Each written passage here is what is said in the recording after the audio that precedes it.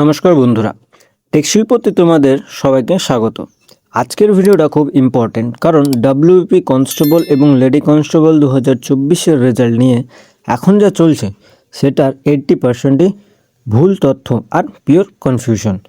তাই আজকে আমি তোমাদের ক্লিয়ার করে বলবো আসল সত্যিটা কি, কেস নিয়ে আসল অবস্থা কি, আর রেজাল্ট নিয়ে তোমাদের এখন কি এক্সপেক্ট করা উচিত। প্রথমে দেখো মেইন ইস্যু। দেখো, লাস্ট 1-2 দিন ধরে ইউটিউবে যেসব ভিডিও ঘুরছে সব কেস ডিসমিস হয়ে গেছে বা রেজাল্ট আজকে বেরোবে, এসব কথা একদমই ব্লাইন্ডলি বিশ্বাস করা ভুল। কারণ অফিসিয়ালভাবে পিআরবি এখনও পর্যন্ত রেজাল্ট নিয়ে কোনো নতুন আপডেট দেয়নি। তাহলে কেস রিয়ালিটি কি?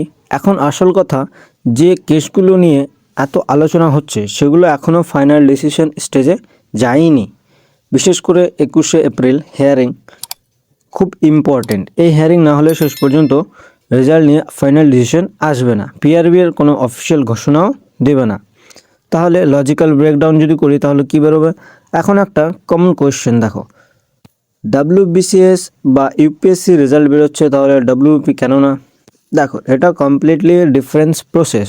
বা ডাব্লিউবিসিএস এর সাথে ডাব্লিউপি কম্পেয়ার করা ভুল, কারণ এখানে legal case involve, multiple stage clearance লাগবে, সো কম্প্যারিজন ইললজিক্যাল।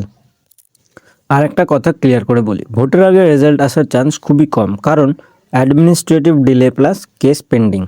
রিয়ালিস্টিক্যালি মে মাসের পরে আপডেট আসার চান্স বেশি। আমি জানি তোমাদের অনেকেরই ড্রিম পুলিশ জব, কিন্তু একটা কথা মাথায় রেখো, ইমোশনাল হয়ে ভুল ইনফরমেশন ফলো করলে শেষ পর্যন্ত নিজেরই ক্ষতি হয়। ইউটিউবে অনেকে ভিউসের জন্য ফলস হোপ দিচ্ছে, ওগুলো ইগনোর করো। তাহলে এখন তুমি কি করবে? অনলি অফিসিয়াল ওয়েবসাইট ফলো করো, ফেক নিউজগুলো ইগনোর করো, আর মেন্টালি প্রিপেয়ার থাকো ডিলের জন্য। শেষে একটাই কথা বলবো, একটু ধৈর্য রাখো, পিআরবি ঠিক সময়ে রেজাল্ট দেবে। আমি যতক্ষণ না অফিসিয়াল আপডেট আসছে ততক্ষণ কোনো ফেক আপডেট তোমাদের দেবো না। ভিডিওটা হেল্পফুল লাগলে লাইক করো, শেয়ার করো, সাবস্ক্রাইব করো। ধন্যবাদ, দেখা হচ্ছে পরের ভিডিওতে।